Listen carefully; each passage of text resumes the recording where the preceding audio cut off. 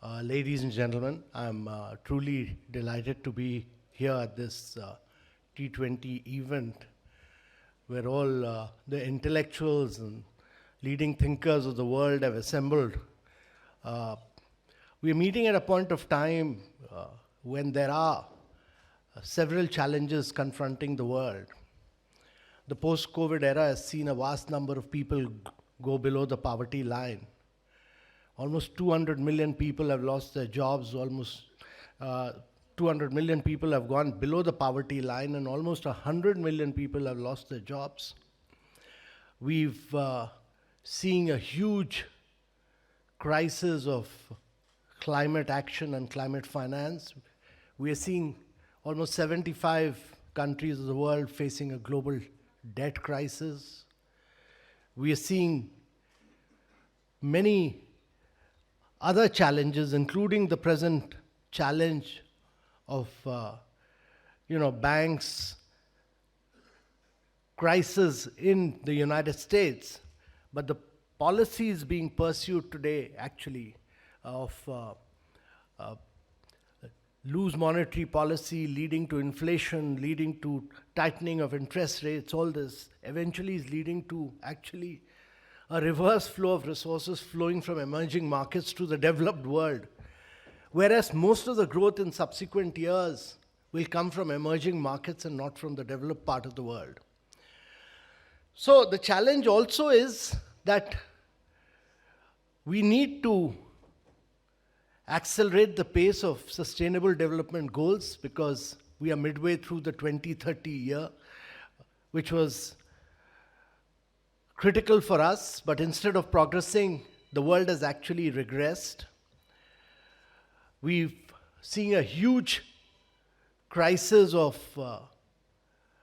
development across the world.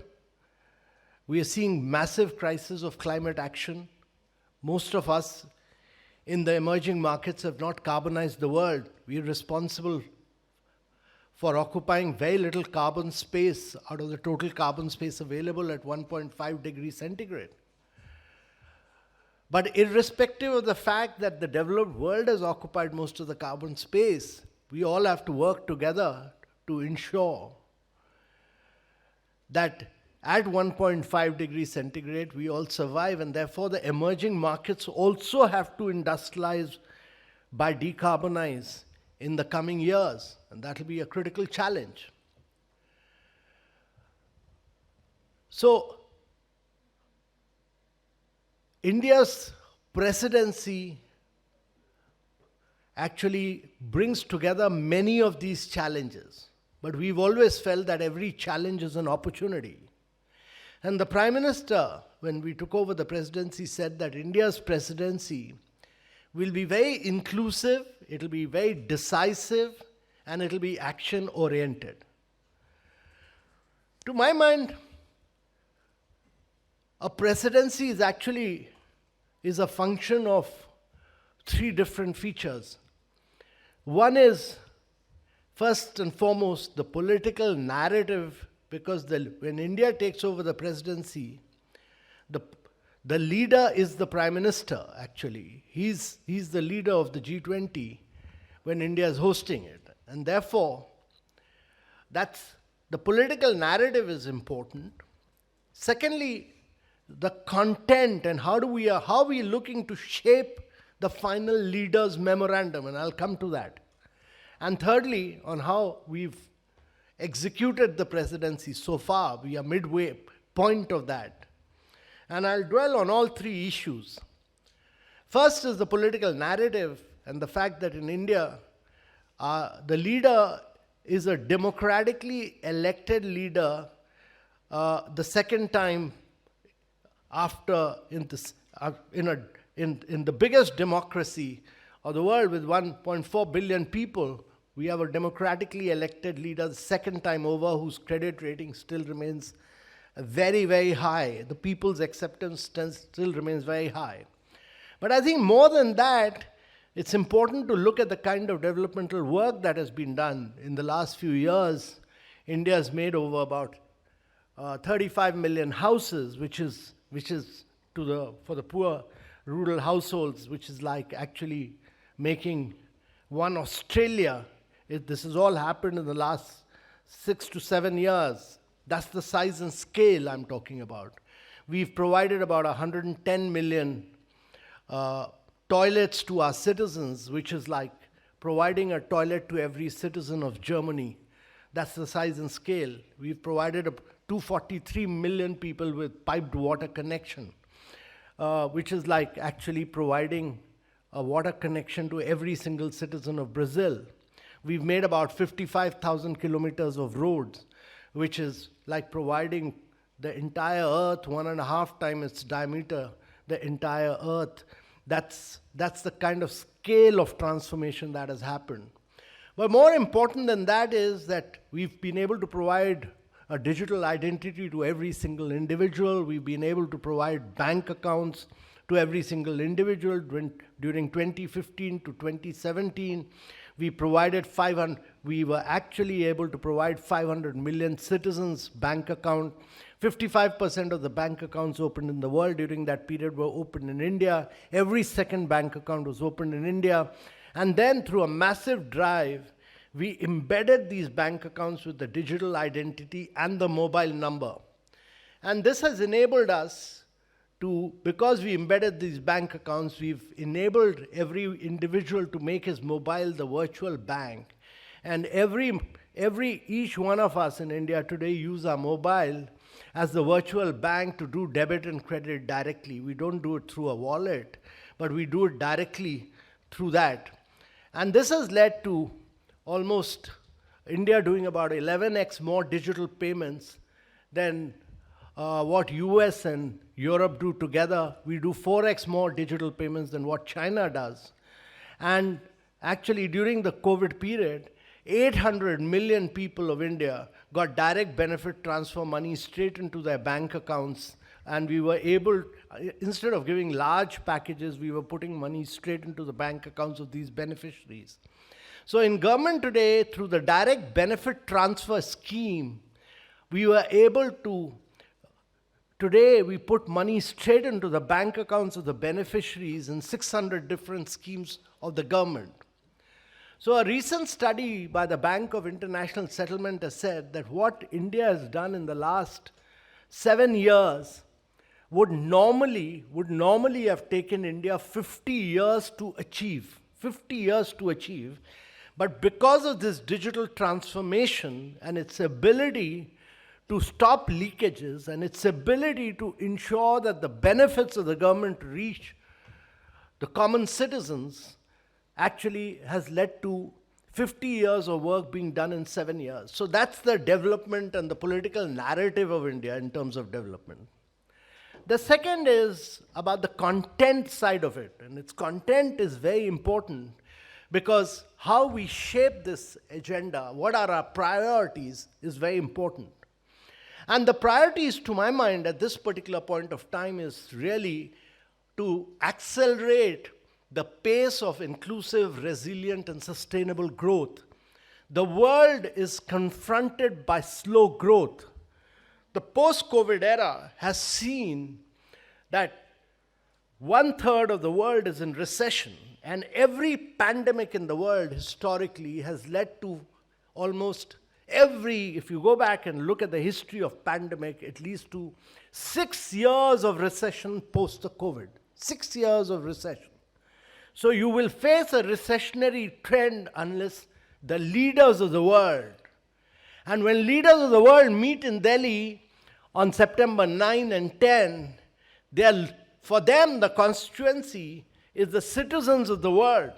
And if you want to provide a better livelihood to the citizens of the world and ensure that we are able to lift them above poverty line, if we are able to provide better education, better health, better nutrition to the citizens of the world, you need to accelerate the pace of inclusive, resilient, and sustainable growth. And to my mind, at this particular point of time, at this juncture, at this crucial moment in history, that, to my mind, is the critical challenge before the leaders of the world. And therefore, how do we bring in inclusive, resilient, and sustainable growth is the challenge for all of you leading thinkers. It's very important. The second is, as I said, that the Sustainable Development Goals are an accepted priority for everyone. It's an accepted priority for the leaders of the world, which was pushed by the United Nations, but accepted by all the leaders of the world.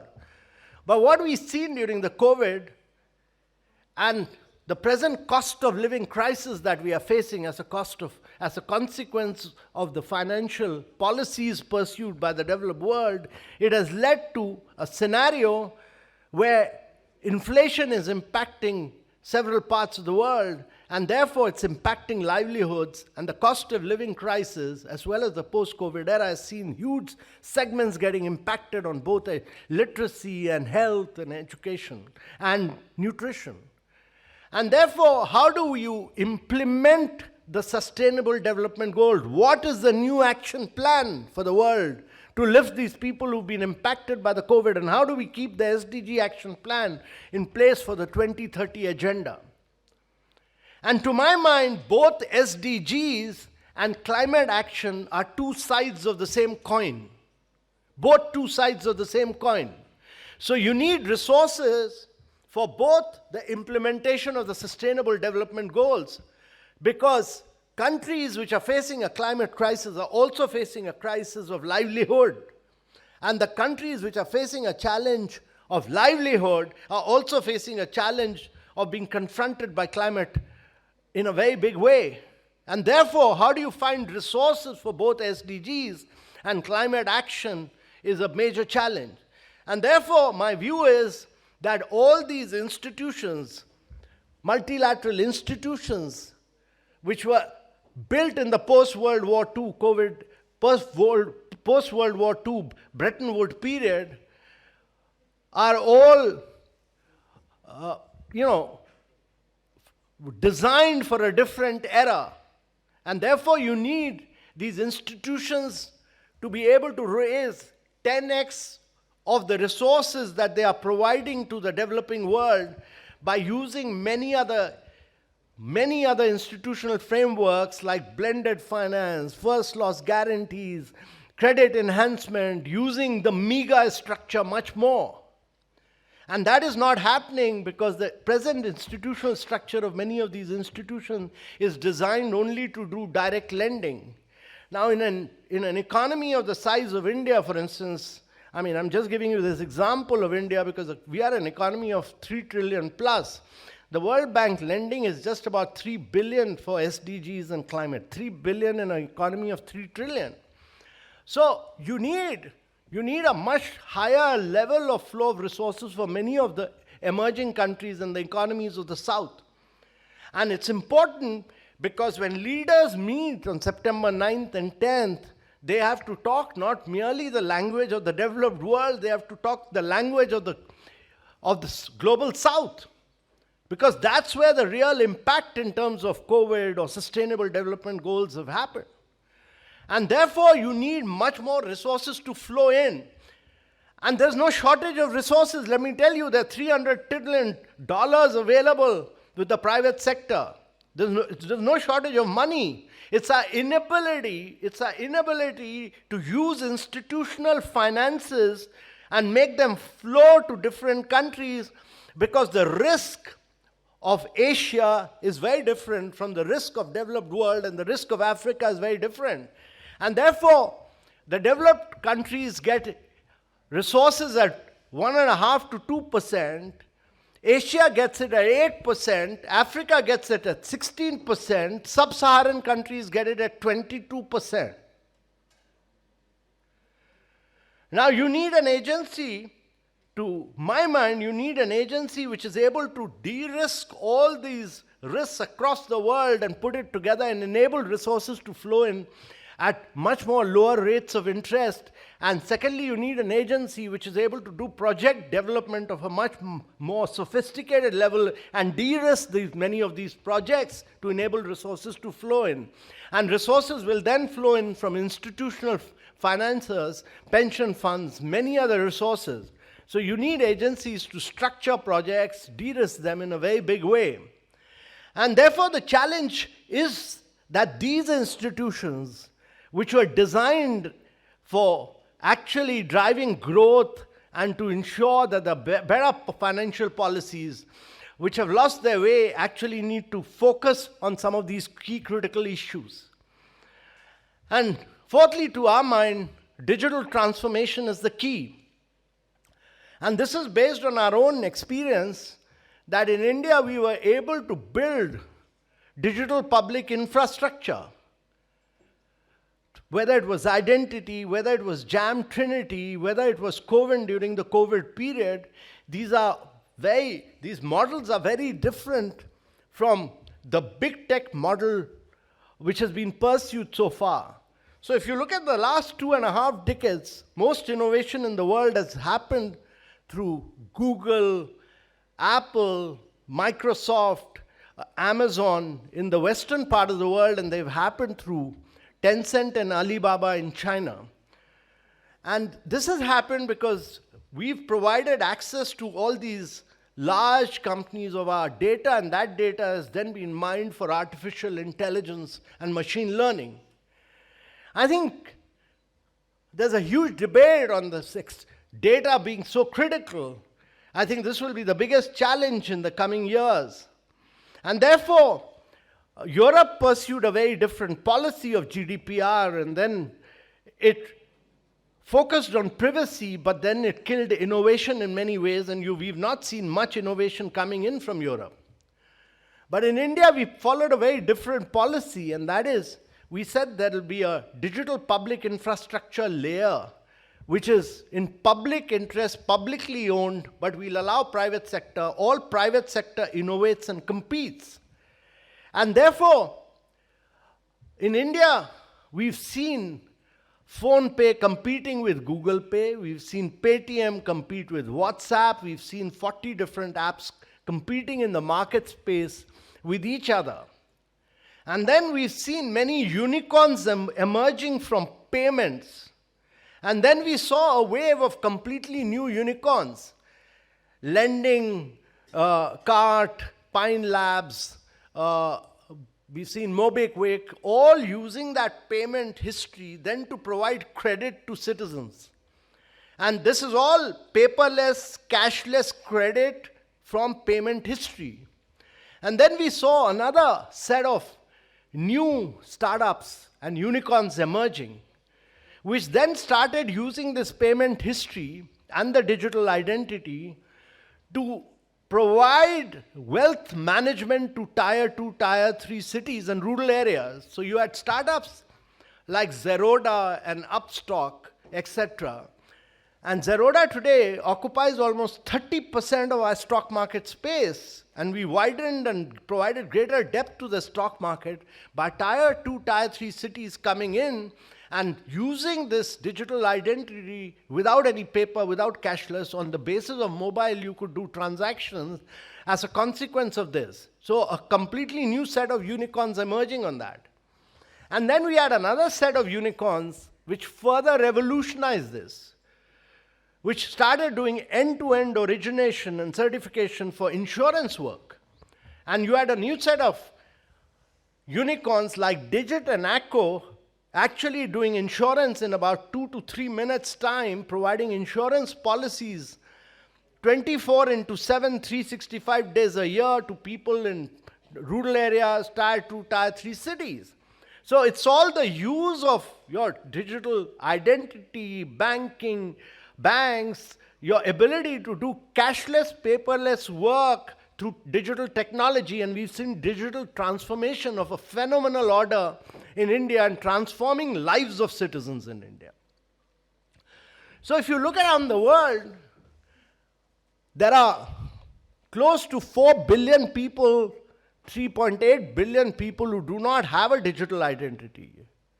There are 2.5 billion people who do not even have a bank account in the world. 133 countries do not have a digital fast payment. So you need to transform the lives of these citizens. And our view is that without digital transformation, it will not be possible to transform the lives of citizens in the world. And therefore, you need to use digital technology to transform lives. And this is critical. This is really critical. And therefore, it's not just accelerated, inclusive, sustainable growth. It's not just climate action, climate finance. It's not just SDG, but digital transformation is key. And reforming multilateral institution is important. And lastly, for us, the priority is that we will see more and more women playing a key role, and therefore the Prime Minister, and in India we have more women than men today, with 1,022 women to 1,000 men. And it will not be possible to transform the world if you are not increasingly focusing on greater productivity coming in from almost half the population of the world. And therefore, how to improve learning outcomes, how to improve health outcomes.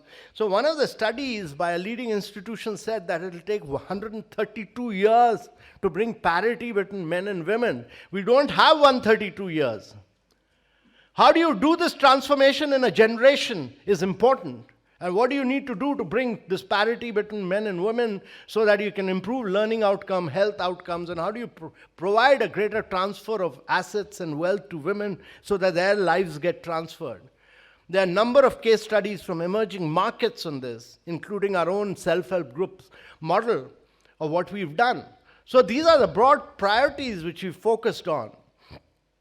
And thirdly, on how you do the G20, and many of you have seen this. For us, engagement groups have been very important. Think 20 has done a spectacular job, and I want to really compliment Mr. Sujan Chinoy and Samir, Sachin, Rohan, all their team, which has done a spectacular job of Think 20. It's been the liveliest, the most vibrant, and the most dynamic of our engagement groups.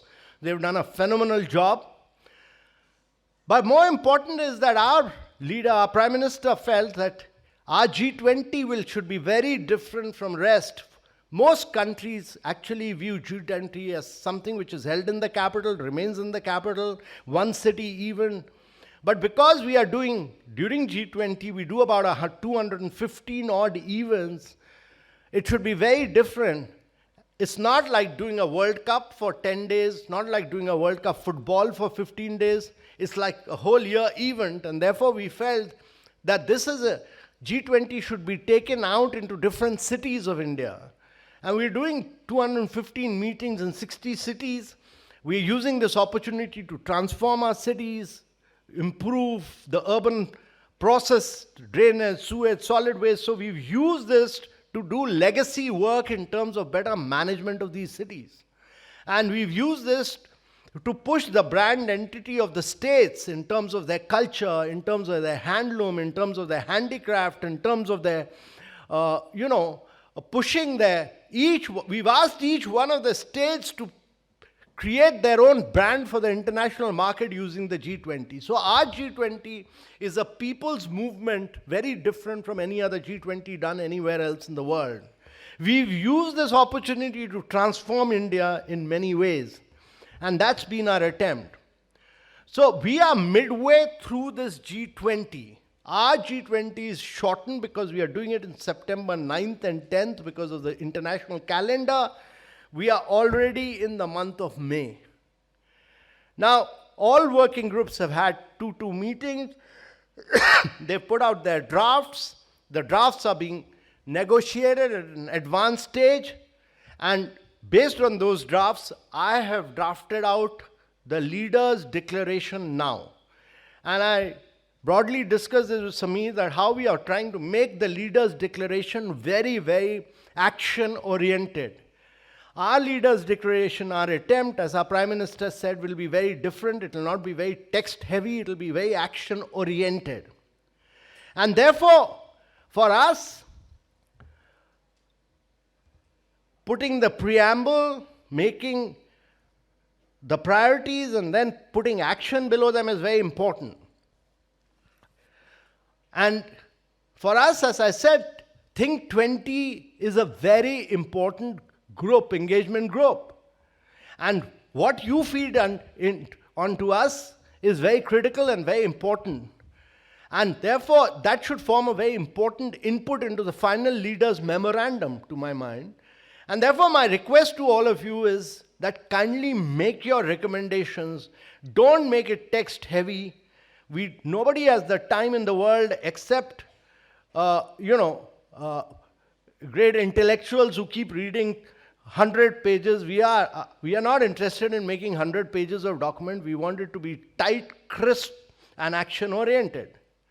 So please make very specific action-oriented recommendations. They should be very tight action-oriented recommendations.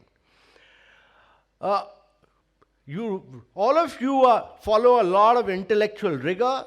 All of you are intellectuals. You've all written long, long papers. But leaders of the world do not have the time to read. They're caught up in so many complex issues of the world that they do not have time to read long essays and long papers. Let me tell you that. So, when the world is confronted with crisis, they want action. And I want T20 to make this clearly realize the complexity of the scenario, the crisis the world is confronted with. There's no point to write long essays. There's no time for it. Nobody in the world has the time to read long essays. Please put clear, precise actions. Give me 10 action points which must form a part of the leader's memorandum. That is my request to you. Give me action 1, action 2, action 3, which will transform the world, which will shake up the leaders, which will enable them to drive changes in the world, which will enable them to drive progress and growth in the world, which will enable them to transform the lives of citizens of the world, and which will be human-centric in nature. And what I'm looking for from T20 is 10 precise action points which will enable us to give a very dynamic perspective to the leaders on the crisis that is confronting the world. And I'll be truly delighted to get this. There is no better group, there's no better set of intellectuals than all of you who assembled here today. All of you, if you provide it, it will greatly assist us, support us, and give us a lot of intellectual backing to what we are doing. And therefore, my request to all of you is that kindly make it as action-oriented as you can. And that will greatly help us and assist us and support us. I really thank you all, and I look forward to your recommendations. I can only assure you that your recommendations will find a very important place. And you are here, what you do today will enable you to really transform the world. What you do today will enable you to reach out to the leaders of the world. What you do today will enable you to give a completely new perspective, a new dynamism to the world. So I really look forward to this perspective, that there is no time for long essays, there is no time for theoretical work, there is only time for precise action. And therefore, 10 clear, precise action points which will enable the leaders to transform the world and put the citizens of the world at the center point of those recommendations. With these few words, I look forward to your recommendations. We'll be very happy to incorporate them and take this forward. But Think20 for us is the most important group because it comprises of the best intellectuals of the world. And if the intellectuals of the world can't redefine the world, then nobody else can. And I, as the G20 Sherpa, fall back on your recommendations and your action points and how you look at the present crisis and how you would transform that crisis into a great opportunity to reshape and reconfigure the world. Thank you very much, ladies and gentlemen.